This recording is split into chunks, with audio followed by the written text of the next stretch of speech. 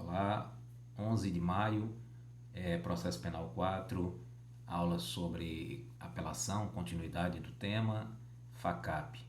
Bom, nós vimos como tema do último encontro através da internet que houve uma alteração no sistema jurídico vigente, especificamente no que se refere à apelação do Tribunal do Júri, notadamente para as condenações apenas iguais ou superiores a 15 anos, onde depois da introdução do pacote anticrime passou-se a prever a execução imediata da condenação do Tribunal do Júri quando esta for com pena igual ou superior a 15 anos. Afora qualquer tipo de discussão acerca da constitucionalidade ou não desta execução automática, o fato é que está previsto na lei e a gente tem que partir do pressuposto de que é uma lei válida e que deve ser aplicada imediatamente, até que o Supremo Tribunal Federal ou mesmo algum juízo de instância inferior se manifeste sobre a constitucionalidade desta norma, seja através de um controle difuso, seja através do controle concentrado a ser realizado perante o Supremo Tribunal Federal. Bom, analisada essa questão acerca da execução imediata da pena, no caso do Tribunal do Júri, quando há a condenação a pena igual ou superior a 15 anos, independentemente de ser por crime único ou por concurso material, a gente então agora vai observar os aspectos procedimentais da apelação, as questões referentes à forma de interposição, questões referentes a prazo e também qual o procedimento do recurso denominado apelação. Nós já tivemos a oportunidade de dizer reiteradas vezes que a apelação ela funciona como um recurso subsidiário. O que é que isso significa?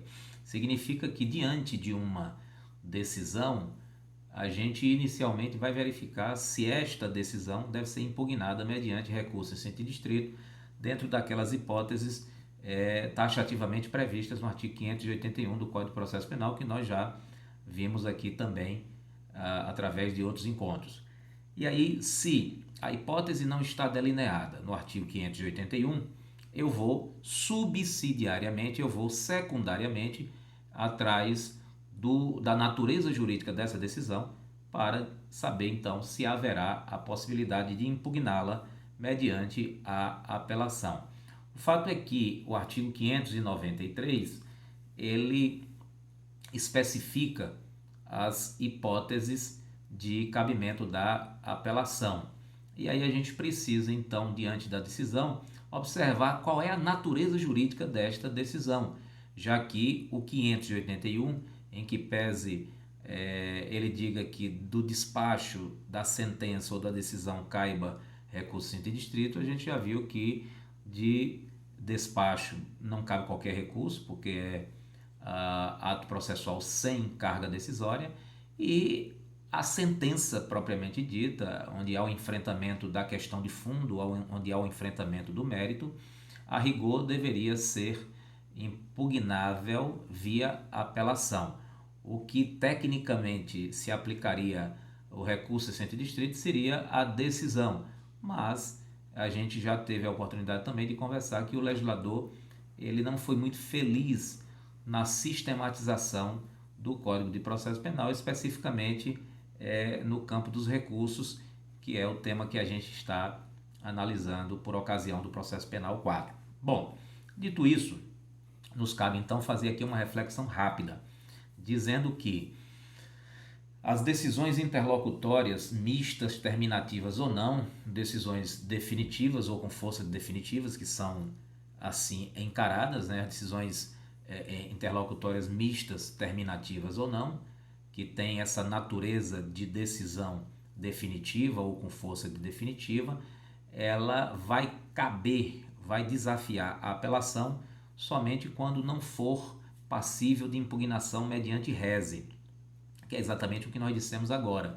Se a hipótese está delineada, está descrita, está prevista no artigo 581, você não lança mão da apelação, e sim do recurso distrito, especificamente diante de decisões interlocutórias mistas, terminativas ou não, as decisões definitivas ou com força de definitivas.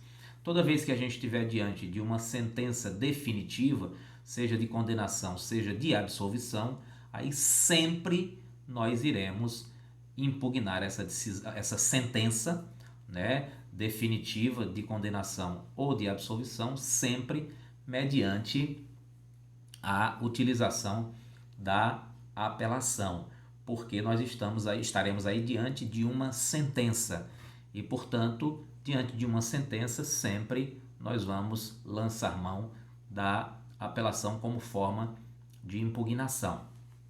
Já com relação às decisões proferidas no bojo do procedimento do Tribunal do Júri, somente nos casos previstos no artigo 593, inciso 3, é que nós falaremos em apelação como forma de impugnação da decisão, da sentença do Tribunal do Júri. A verdade, meus caros amigos, é que o CPP é bastante bagunçado.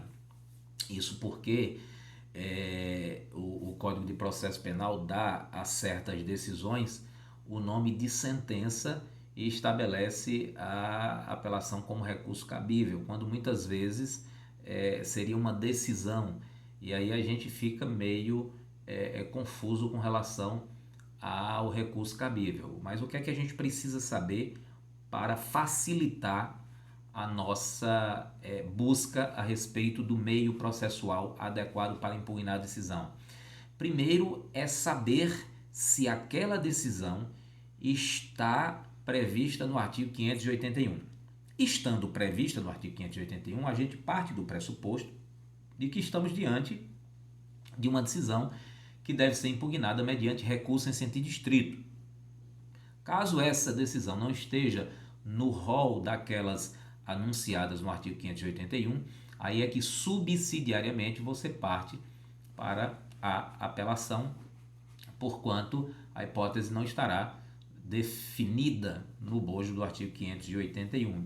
O legislador teve essa dificuldade e, infelizmente, gerou um certo tumulto, um certo caos, bagunçando um pouco a compreensão, mas se eu perceber que estou diante de uma hipótese descrita no artigo 581, eu vou de logo avaliar o cabimento do recurso interdistrito. Se de repente a hipótese não estiver claramente descrita, aí eu vou observar a sua natureza jurídica. Por que eu vou observar a sua natureza jurídica? Porque a natureza jurídica vai me ajudar a saber se eu vou fazer uma interpretação analógica para enquadrar esta hipótese que aparentemente não está no 581, mas que, fazendo uso dessa interpretação analógica, eu consigo encaixá-la numa daquelas hipóteses do 581, por exemplo, o aditamento da denúncia, já que não consta com esse termo aditamento de denúncia, mas a gente sabe que a rejeição da denúncia é hipótese de cabimento de recurso interdistrito. E, portanto, se houver a rejeição do aditamento da denúncia, a gente também poderá falar na aplicação do recurso interdistrito diante de uma interpretação analógica. Então, eu vou verificar, se não tiver claramente no 581, a natureza jurídica. Se eu não puder fazer essa interpretação analógica para dizer que cabe recurso interdistrito, então eu vou para a apelação por se constituir um recurso subsidiário. Parece difícil, mas quando a gente compreende a necessidade de verificar no rol do 581 e depois analisar a natureza jurídica, tudo vai ficando mais claro, vai ficando mais fácil e a compreensão naturalmente vai se firmando a partir dessa reflexão que é necessária. Bom, a prova de que o CPP é um pouco bagunçado com relação à correta escolha do recurso para a decisão proferida, a gente pode verificar a partir da decisão de impronúncia. Por quê? A decisão de impronúncia, lembrando, é aquela que é proferida no âmbito dos processos do Tribunal do Júri, quando o juiz reconhece que não há indícios suficientes de autoria ou que não há prova da materialidade. E aí, ao invés de pronunciar, que é mandar para ir a julgamento pelo tribunal do júri, o juiz então impronuncia, que é reconhecendo a não existência de indícios suficientes de autoria e prova da materialidade. Percebam que a decisão de pronúncia ela possui a natureza jurídica de uma decisão interlocutória mista e não de sentença. Ora, se eu estou diante de uma decisão interlocutória mista e não de uma sentença, a rigor eu deveria impugnar esta decisão mediante recurso em sentido estrito, porque não há o enfrentamento do mérito que haveria se nós estivéssemos diante de uma sentença. Porém, o legislador, como falhou na questão da sistematização do código, ele termina admitindo e prevendo o cabimento da apelação como forma de impugnação da decisão de impronúncia e não o cabimento do recurso em sentido estrito, que tecnicamente seria a escolha mais correta. Essa previsão está no artigo 415 do Código de Processo Penal. Vejam que o próprio legislador faz essa confusão, o que dificulta, de certa forma, a nossa compreensão. Mas a partir do momento em que eu verifico como metodologia de identificação do recurso correto se a hipótese está prevista no artigo 581, eu começo a eliminar as possibilidades e restringir a minha busca de forma a acertar de maneira mais tranquila. Se não está no 581 é que eu vou pensar então na apelação. Se está no 581, aí não há que se falar à primeira vista em apelação e sim em recurso em sentido estrito. E aí a gente fica diante de uma lógica um tanto quanto desprestigiada, que gera essa dificuldade de compreensão se a gente não perceber que deve primeiro buscar a análise das hipóteses taxativamente previstas em lei. Bom, superada essa análise inicial, o que é que a gente precisa agora estudar sobre apelação? A gente precisa estudar o prazo e a forma como se dá a interposição da apelação. Aqui nós temos no artigo 593 a seguinte previsão: caberá apelação no prazo de 5 dias. A apelação, como está prevista aqui no 593, no caput especificamente, ela deve ser interposta no prazo de 5 dias. De que forma ela deve ser interposta? Ela pode ser interposta tanto por termo nos autos, como por petição escrita. O que seria a forma de interposição por termo nos autos? Seria aquela interposição quando a decisão é proferida em audiência, e aí você automaticamente requer no termo de audiência a interposição da apelação, a interposição do recurso, que nada mais é do que a manifestação da sua insatisfação com aquela decisão. Até então, não há obrigatoriedade em se oferecer as razões do recurso, que são os argumentos com os quais você deseja impugnar a decisão. A interposição é uma coisa, as razões e contrarrazões, outra coisa completamente diferente. Interposição é o ato simples de demonstrar a insatisfação com a decisão dentro do prazo legal. E aí, posteriormente, você tem um novo prazo para o oferecimento das razões do seu recurso ou as contrarrazões quando você for a parte recorrida.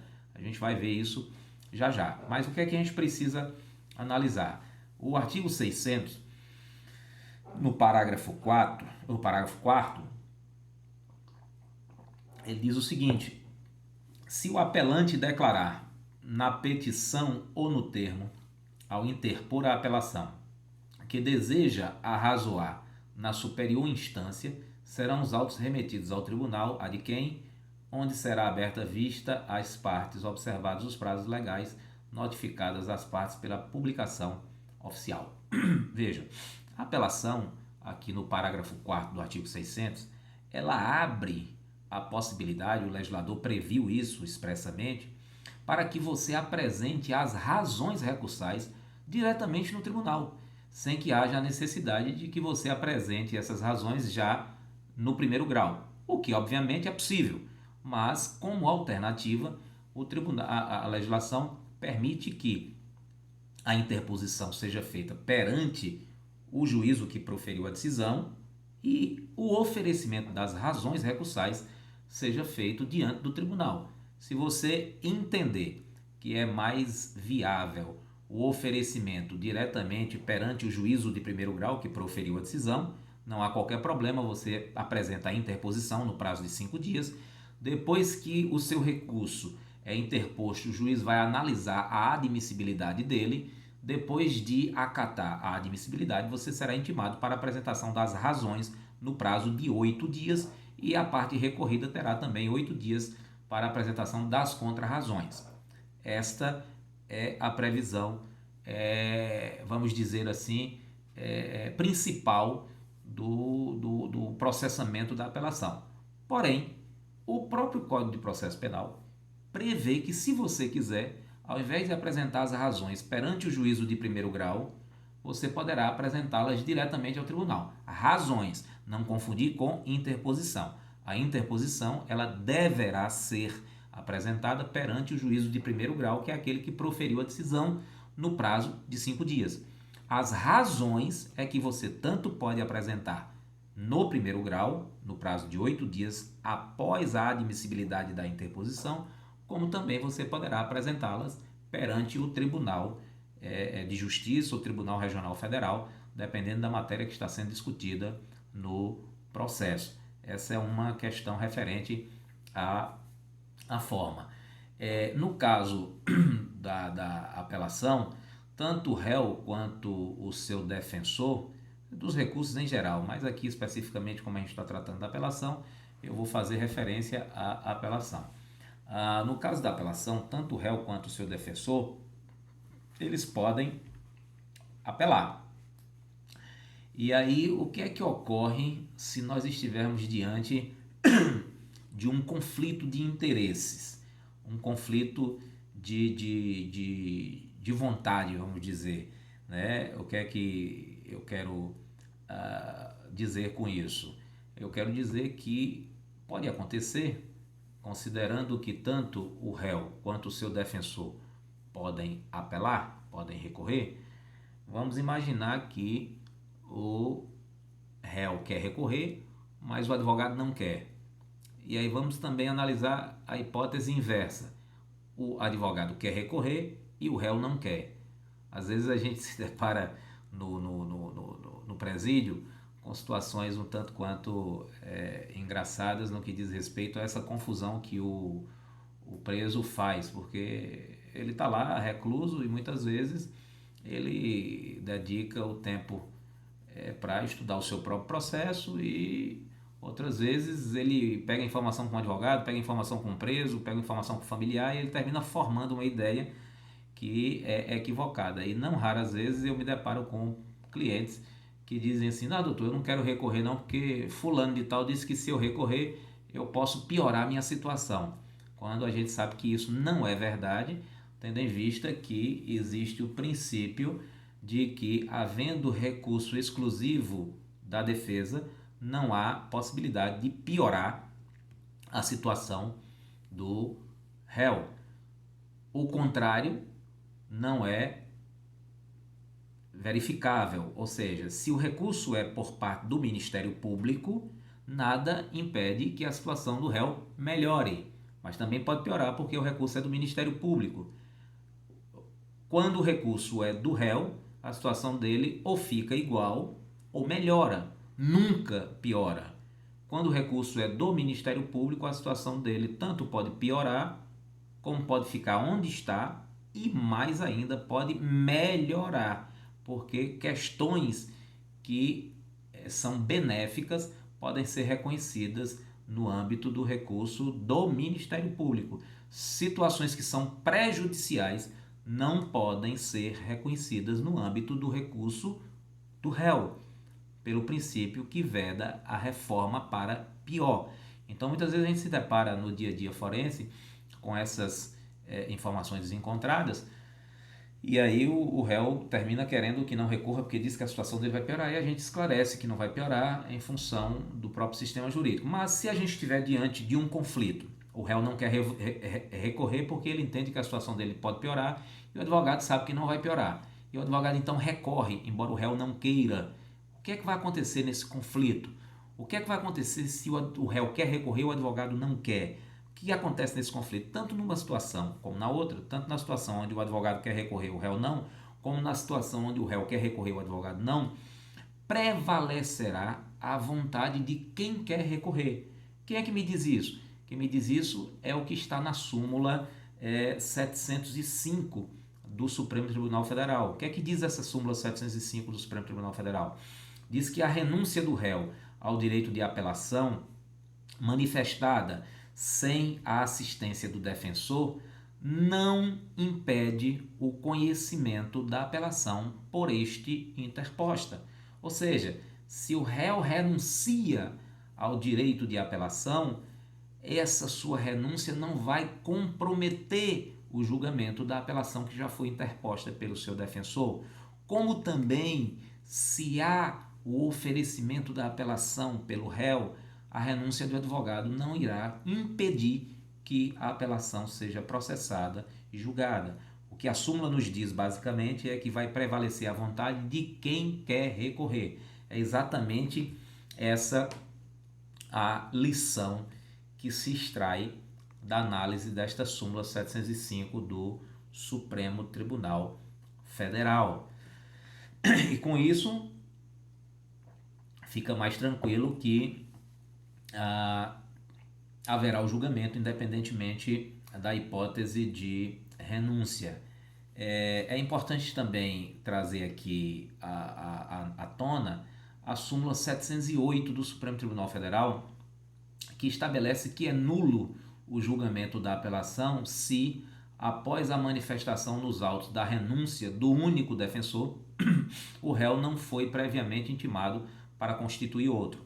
Muitas vezes o réu está sendo patrocinado, está sendo acompanhado por um escritório que tem 4, 5, 8, 10, 20 advogados.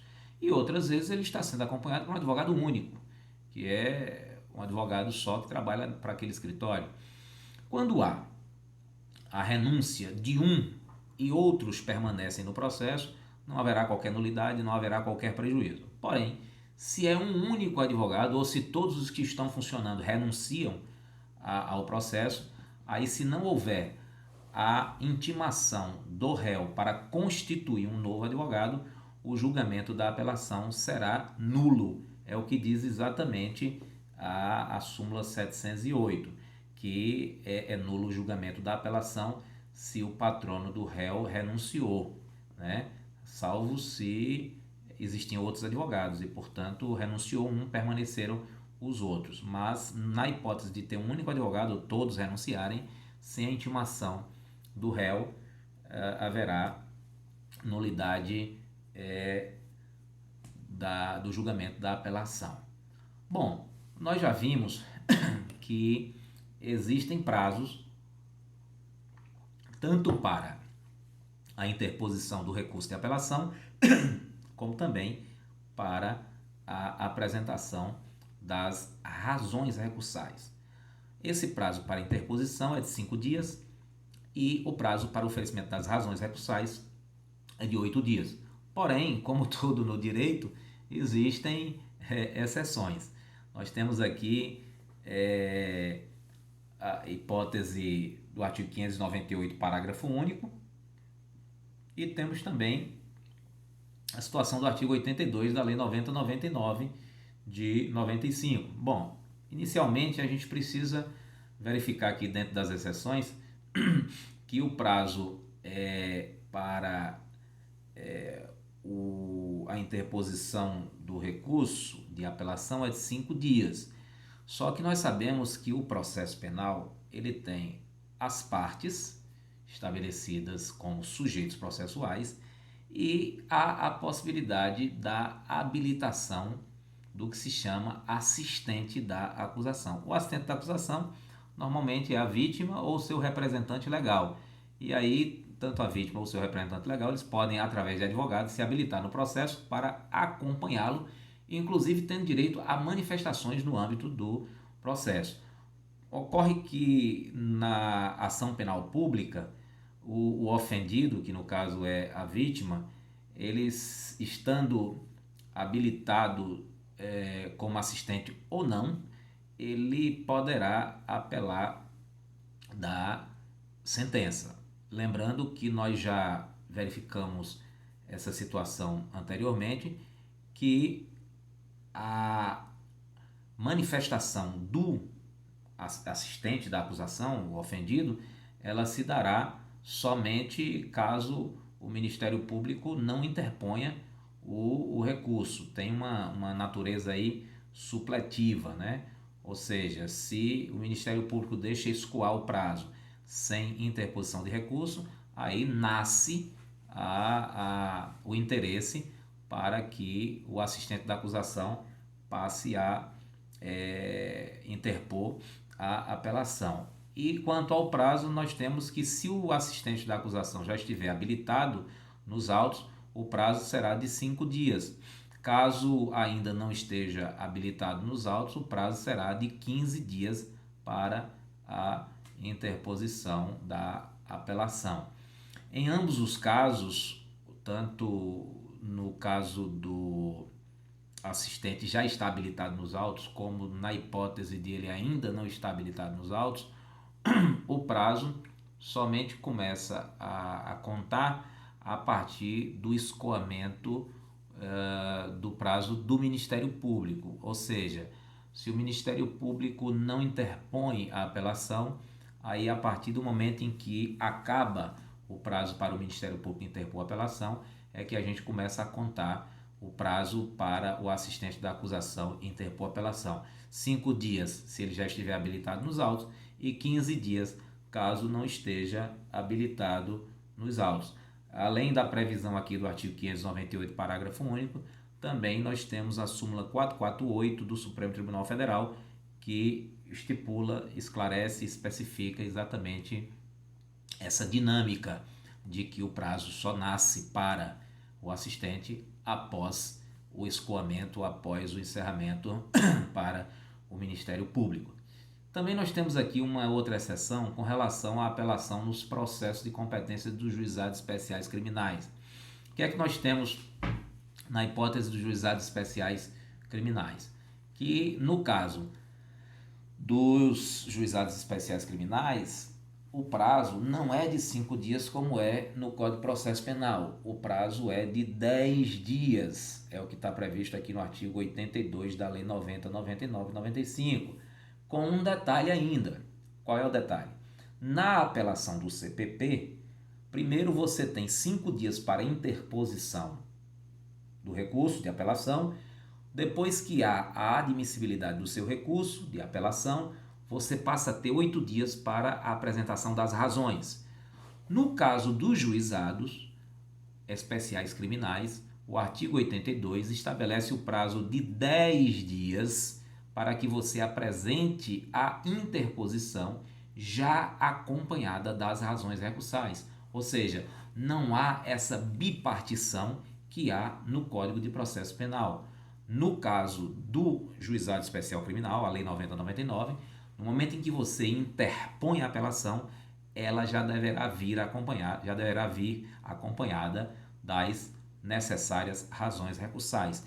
Daí que, se você quiser apresentá-la no 10º dia, nenhum problema. O que você não pode é apresentar a interposição no primeiro, no segundo, no terceiro, no quarto dia e posteriormente apresentar as razões. Isso não se admite no âmbito do Juizado Especial Criminal. Porém, no âmbito da Justiça Comum, regida pelo Código de Processo Penal, a interposição ela se dará em 2 momentos distintos. Interposição no prazo de 5 dias e a apresentação das razões no prazo de 8 dias após o recebimento da interposição pelo juiz de direito. E é exatamente a partir disso que o juiz vai abrir o prazo para que o recorrido apresente as contrarrazões ao recurso de apelação. Bom, o fato é que, se você interpõe a apelação, o juiz, fazendo o juízo de admissibilidade, aquela fase que a gente chama de pré-libação, ainda não está examinando o mérito do seu recurso. O mérito do seu recurso será examinado pelo tribunal.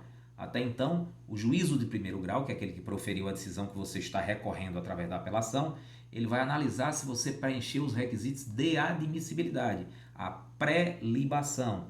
E aí sim, se você preencher os requisitos de admissibilidade, o juiz então vai acatar a interposição, abrir vista para que você apresente as razões do seu recurso e, posteriormente, intimará o recorrido para que ele apresente as contrarrazões e, em seguida, encaminhará o processo para o tribunal. E no tribunal, então, nós teremos o julgamento propriamente dito naquela fase que nós chamamos de delibação, que nada mais é do que o julgamento propriamente dito, consistindo na análise do mérito da sua apelação. Todas as questões que foram levantadas na apelação, sejam questões diretas ou indiretas, o mérito propriamente ou alguma nulidade, elas serão analisadas no âmbito do tribunal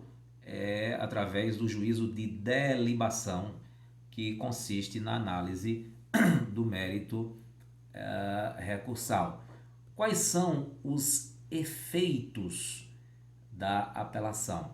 A apelação possui o efeito devolutivo, que, como todo recurso, possui, e que consiste em devolver ao tribunal a matéria que já foi decidida por outro órgão, ou seja, aquela matéria que foi analisada pelo juízo de primeiro grau agora está sendo devolvida para o tribunal, para que o tribunal então reexamine, reaprecie, considerando que, como o tribunal é composto de vários julgadores, o que nós chamamos de órgão colegiado, um colégio de julgadores, aí esse colégio de julgadores é que vai reapreciar, vai reexaminar essa matéria que já foi julgada por outro órgão do Poder Judiciário. E aí esse efeito devolutivo, ele pode ser integral e pode ser parcial. Integral quando se apela de toda a decisão recorrida.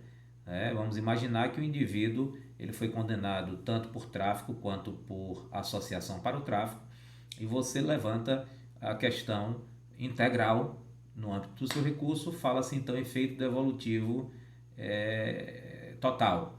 E também você pode ter o efeito devolutivo parcial quando a apelação se refere somente a uma parcela da decisão recorrida. Esse mesmo exemplo pode servir de referência. Condenado por tráfico e associação, você entende que, com relação ao tráfico, não há o que discutir, o tráfico se configurou. No entanto, com relação à associação para o tráfico, você entende que não há prova para essa condenação, e aí você pode recorrer somente dessa parcela da decisão, o que notabiliza o efeito devolutivo no plano parcial. O artigo 599 do Código de Processo Penal, ele estabelece exatamente o que nós acabamos de ver ao dizer que as apelações poderão ser interpostas quer em relação a todo julgado, quer em relação à parte dele. Então aqui a gente tem o efeito devolutivo total e o efeito devolutivo parcial. Entretanto, nos termos da súmula 713 do Supremo Tribunal Federal, em se tratando de apelação da defesa, ainda que se tenha recorrido apenas de parte da decisão, o efeito devolutivo ele abrange toda a matéria tratada no processo. É o que verifica-se da análise dessa súmula 713. A súmula ela diz exatamente o seguinte: quando a apelação é da defesa, ainda que a defesa tenha recorrido somente de parte desta decisão, o efeito devolutivo vai abranger toda a matéria tratada no processo. Por quê? Porque os aspectos atinentes à defesa, eles podem ser reconhecidos independentemente de serem alegados, notadamente quando nós estivermos diante de uma questão de ordem pública. Por exemplo, uma prescrição, a gente estando diante, ainda que não veiculada esta prescrição no recurso, nada impede que o tribunal a reconheça. Se o recurso é do Ministério Público, também nada impede que o tribunal a reconheça, né? E aí a gente fica diante de situações como essa, delineada aqui pela súmula 713. Mas também cabe chamar a atenção de vocês para uma questão que merece cuidado. Em relação às decisões que forem proferidas pelo Tribunal do Júri, é importante que se recorde, nós já tivemos a oportunidade de dizer isso, que as decisões proferidas, ou melhor, o recurso interposto das decisões proferidas no âmbito do Tribunal do Júri, a apelação, é um recurso com fundamentação vinculada. O tribunal não pode, por exemplo, determinar a realização de novo julgamento com base em fundamento não alegado. O que é que eu quero dizer com isso? A súmula 713, ela de maneira geral diz que quando o recurso é da defesa, ainda que este recurso de apelação seja referente a somente parte do julgado, o efeito devolutivo será amplo, será total, será integral, será abrangente. Porém, quando a questão, e aí é onde reside o cuidado, porém, quando a questão versar sobre a apelação do Tribunal do Júri, como a apelação do Tribunal do Júri é uma apelação com fundamentação vinculada, o que é que isso significa? Nós já vimos, mas não custa voltar. Significa que somente diante das hipóteses descritas no artigo 593, inciso 3, é que eu posso apelar nas hipóteses do Tribunal do Júri. Se a minha apelação não tratar especificamente da hipótese, aí o efeito devolutivo não será abrangente, como o é diante da súmula 713, em relação às outras situações de apelação que não estão no âmbito do Tribunal do Júri. É essa questão que a gente precisava esclarecer para que não pairasse dúvida sobre essa situação. A apelação, ela não possui efeito regressivo. Nós já vimos que o efeito regressivo é aquele onde há a possibilidade de o juiz que proferiu a decisão voltar atrás da sua própria decisão. Vimos que isso é possível no recurso sentido distrito, vimos que isso é possível na carta testemunhável e vimos que isso é possível no agravo em execução. Ou seja, nesses três recursos, recurso sentido distrito, agravo em execução e carta testemunhável e recurso sentido distrito, carta testemunhável e agravo em execução, a gente ainda vai analisar, mas eu já estou antecipando, já tinha falado antes e volto a falar novamente, que em relação a esses três recursos, haverá a incidência do efeito regressivo, que é aquele que permite ao próprio juiz que proferiu a decisão voltar atrás. Porém, somente em relação a esses três recursos. Com relação à apelação, não cabe a aplicação do efeito regressivo, que é o iterativo, que nós já vimos também, não é possível. E com relação ao efeito suspensivo, nós temos algumas situações que precisam ser analisadas. E com relação ao efeito suspensivo, a gente deve observar a natureza jurídica da decisão. Se nós estivermos aqui diante de uma sentença absolutória própria,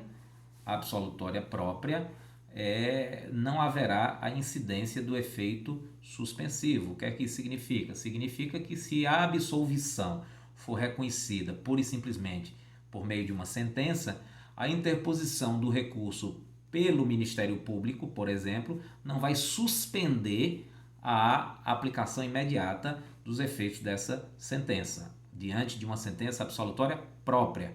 Por que é que eu estou fixando diante de uma sentença absolutória própria? Porque nós temos a sentença absolutória própria e temos a sentença absolutória imprópria. Sentença absolutória imprópria é aquela onde há o reconhecimento de uma inimputabilidade, ou seja, o indivíduo é absolvido da imputação criminal, porém é aplicada a ele uma medida de segurança em função da sua inimputabilidade. A sentença absolutória imprópria tem um tratamento que a gente vai ver agora em seguida. A sentença absolutória própria, onde não há qualquer incidência de inimputabilidade, é o reconhecimento puro e simples de que o indivíduo não merece ser condenado. E, portanto, havendo a absolvição, não se aplica o efeito suspensivo, ainda que haja recurso do Ministério Público. Com relação à sentença absolutória imprópria, neste caso, a apelação possui efeito suspensivo.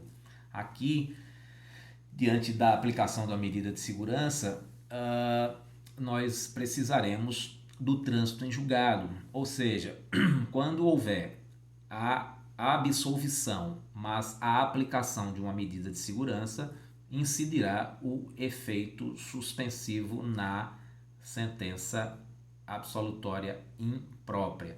E também diante da sentença condenatória. A sentença condenatória, ela também terá efeito suspensivo, o que significa dizer, proferida a decisão no primeiro grau, ela não vai ser executada imediatamente. Essa é a regra, até porque nós vimos agora recentemente que se for diante de uma decisão do tribunal do júri e essa decisão do tribunal do júri impuser uma condenação a pena igual ou superior a 15 anos, haverá a execução imediata e, portanto, não haverá como regra o efeito suspensivo, que é possível em situações excepcionais. Bom, nessas situações, então, nós teremos a aplicação do efeito suspensivo na sentença absolutória imprópria e também a aplicação do efeito suspensivo na sentença condenatória. Já com relação à sentença absolutória própria, não haverá aplicação do efeito suspensivo e, portanto, não se suspende a absolutória própria. A gente encerra essa análise por aqui e na próxima aula a gente continua para analisar o restinho que está faltando de apelação, embargo de declaração e embargos infringentes e de nulidade. Um abraço, até a próxima.